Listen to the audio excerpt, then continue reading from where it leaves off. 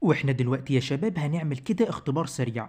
هبعت رسالة الرقم التاني وهفتح من الرقم التاني اشوف الرسالة واشوف هل هتظهر لي ان انا شفتها ولا لا. بعت اهو رسالة وبدلت سريعا وهشوف دلوقتي الرسالة. كده احنا خلاص عملنا سير للرسالة من هنا. هنروح بقى دلوقتي نبدل من الحساب التاني ونشوف هل فعلا خفينا ان انا شفت الرسالة. اهو بدلت للحساب اللي بعت منه الرسالة في الاول خالص، وزي ما انتم شايفين كده مش ظاهر ان انا شفت الرسالة اساسا.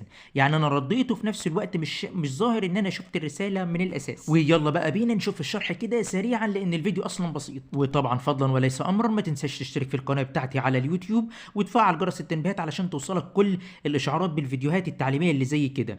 وده حسابي الشخصي على فيسبوك، لو احتجت اي حاجه في اي وقت ابعت لي باذن الله تعالى هرد عليك. مبدئيا كده في الفيديو ده باذن الله تعالى هنستخدم الواتساب العادي خالص اللي من متجر جوجل بلاي اللي انت بتحمله من المتجر، وهتدخل تضغط على الثلاث نقط اللي فوق خالص اللي في الواتساب فوق خالص اللي انا مش هقول لك عليهم.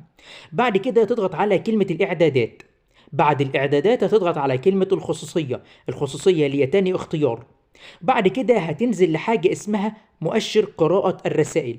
المؤشر ده قدامه كده سهم. ببساطة لو عايز الناس تشوف ان انت شفت الرسائل او شفت الحالات بتاعتهم الستوري فخليه مفتوح. عايز توقف ان انت الناس تشوفك ان انت شفت الرسائل او شفت الستوري بتاعتهم فوقفه وخليه على اللون الرصاصي. يعني انا كنت موقف ودلوقتي شغلته، وانا طبعا في الشرح بتاعنا هنوقف فخلاص هخليه على اللون الرصاصي. وبتفعيلك او الغاء تفعيلك للخيار ده هتقدر ان انت تخلي الناس ما تشوفكش ان انت شفت رسائلهم او الستوري اللي هم بينزلوه على الواتساب. بس كده ده كان فيديو اليوم. ما تنساش تشترك في القناه بتاعتي على اليوتيوب وتفعل جرس التنبيهات على الكل علشان توصلك الفيديوهات اللي زي كده. وحسابي الشخصي على فيسبوك في اللمحه على القناه او في الوصف او في اول تعليق. لو عوزت اي حاجه ابعت لي. والسلام عليكم ورحمه الله وبركاته.